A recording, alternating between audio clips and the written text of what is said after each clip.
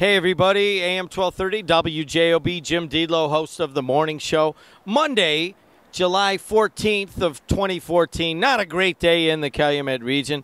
The show basically centered on murder, and I'll get to that in a second. Verley Suggs joining me along with Bill Baker, and we had three pretty gruesome stories to go through, all three of which are gaining national attention on Northwest Indiana as kind of a murder place over the last week or so. I don't know any other better way to put that.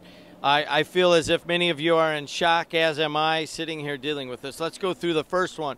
As unfolded on Friday during the show, a double stabbing, double murder of Margarine, 80, and James Haywood, 87.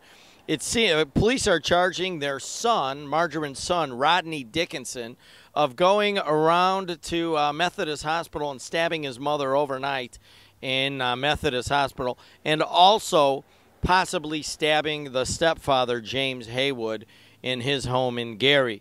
Maryville police already with charges. Gary police charges possibly coming today. Jeff Westerfield gets put to rest today. Thousands of law enforcement people from around the Midwest expected here in Northwest Indiana to the Gary Genesis Center. Jeff, of course, was shot in his car in Gary, just sitting, responding to a domestic call. They have somebody in custody on that one, but we don't know who it is, and there haven't been charges in that one. There will be a huge procession through the region as it goes from the Gary Genesis Center, north on Broadway, right on Klein, north on Broadway, right on Ridge, left on Klein, and going into Cherville. So Gary, Griffith, Cherville, all going to have massive traffic today.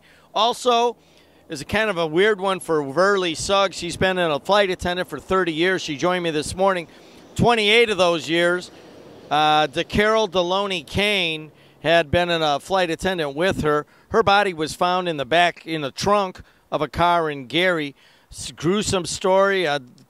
Police are saying Demarius Wren, the boyfriend of DeCarroll's daughter, they're charging him with murder, doing that in the basement of DeCarroll's home, and then taking the body and dumping it in Gary. Of course, Gary Mayor Karen Freeman Wilson on with us last week expressing dismay at somehow why Gary is now becoming somewhat of a dumping ground for some of these bodies.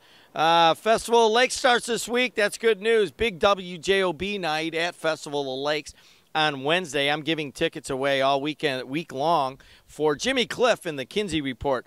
Competition day started in high school football. Uncle Joe called in about the big one out at Valparaiso. Hey, another day tomorrow, AM 1230 WJOB.